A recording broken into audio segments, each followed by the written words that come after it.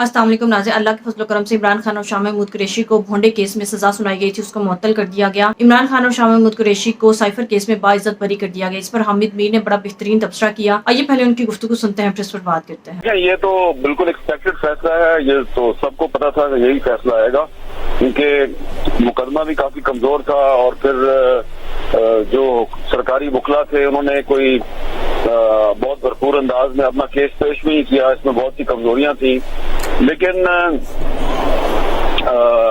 इमरान खान और शाह महमूद कुरैशी साहब जो हैं उनको अगर इस केस से बरी कर भी दिया गया है तो फिलहाल यही लगता है कि इसको जेल में ही रखा जाएगा, उनको रहा नहीं किया जाएगा, क्योंकि उनसे और भी बहुत से मुकदमात हैं। तो ये कोई बहुत गैर मुतवक्का फैसला नहीं है, फैसला यही आना था, क्योंकि और भी जो 2-3 केसेस हैं जिसमें इमरान खान को सजा दी गई है, लगता यही है कि उनका भी ऐसा ही फैसला। इक्वेशन में हुकूमत कहाँ खड़ी है, ये अगर आप बता सकें। हुकूमत कहीं नहीं खड़ी, हुकूमत को पता ही नहीं है क्या हो रहा है, लोग तो इस हुकूमत को लेके ही नहीं आए। अगर आप फैक्ट्स पे जाएंगे तो प्राइम मिनिस्टर ऑफ पाकिस्तान जो है उसने एक खत तो लहराया था और उसके बाद उन्होंने इल्जामात भी लगाए थे, और अमेरिका, न सिर्फ अमेरिका पर इल्जाम लगाया था बल्कि यूरोपीय यूनियन के ममालिक पर भी इल्जाम लगाया था कि जी मेरे खिलाफ एक साजिश की गई है। तो और उस साजिश की सारी बुनियाद तो ये खत ही था। अब इस खत का कंटेंट क्या था और इसमें किस हद तक एक सिटिंग प्राइम मिनिस्टर को खत के कंटेंट जो है उनको पब्लिक करना चाहिए था, नहीं करना चाहिए था। लेकिन जो 2021-22 में जो लोग इख्तियार जिनके पास था, जनरल कमर जावेद बाजवा और जनरल फैज, उन्होंने इसको जिस तरीके से हैंडल किया और उसके बाद में आने वालों ने जिस तरीके से हैंडल किया, तो ऐसा लगता है कि जो पॉलिसी थी वो पहले कुछ और थी, बाद में कुछ बदल गई, इसके वकला भी बदल गए, प्रोसिक्यूटर भी बदल गए, इसमें जो था वो भी बदल गया। तो असल में देखें, एक बात यह है कि इमरान खान साहब पर इतने ज्यादा मुकदमात कायम किए गए, यहाँ तक कि दफा 144 की खिलाफवर्जी के भी मुकदमात कायम कर दिए गए, उन पर अब गद्दारी का मुकदमा भी कायम किया जा रहा है। तो इतने ज्यादा आपने मुकदमात कायम कर दिए कि उसमें जो 3-4 सही मुकदमात थे उनकी भी क्रेडिबिलिटी खत्म हो गई। हुकूमत का जो कमजोर तरीकाकार था, स्ट्रेटजी थी, और बहुत से लातदाद झूठे मुकदमात थे, उसका बहुत फायदा हुआ इमरान खान साहब को, और इसीलिए आज उनको इस केस से बरी कर दिया गया। इनकम्पिटेंट वकील थे और उनके पीछे जो लोग इस केस को चलाने में जो लोग मशवरे दे रहे थे उनको कानून का कुछ पता नहीं। ये अब दाद देना इमरान खान के वकला को कि इमरान खान के वकील थे, उनके ऊपर एक बहुत बड़ा इल्जाम था, केस भी बहुत मजबूत था, लेकिन हुकूमत के वकील कमजोर निकले। तो हुकूमत का मुकदमा तो बहुत मजबूत था, लेकिन उसके वकील बहुत कमजोर थे। खास तौर पे वकीलों को पीछे से चाबी देने वाले जो लोग थे उनको कानून का नहीं पता था, और उन्होंने ऐसी उल्टी सीधी तजावीज और मशवरे दिए अपने वकीलों को कि वकील जो है वो चाहते थे कि बेचारे कि हम कानून के मुताबिक जाके आर्गूमेंट करें, लेकिन उनको कहा कुछ और जाता था। तो जो एक्चुअली ये जो फेलियर है, ये हुकूमत का फेलियर है। हुकूमत के वो तमाम इदारे जो इस केस में इमरान खान को सजा दिलवाने की कोशिश कर रहे थे, उन सब का कलेक्टिव फेलियर है। सिर्फ सियासी हुकूमत की कमजोरी नहीं है, तमाम इदारों की कमजोरी है। देखिए, ये एक बहुत ही टेक्निकल और लीगल मैटर है और इसमें कुछ सियासी मामलात भी हैं।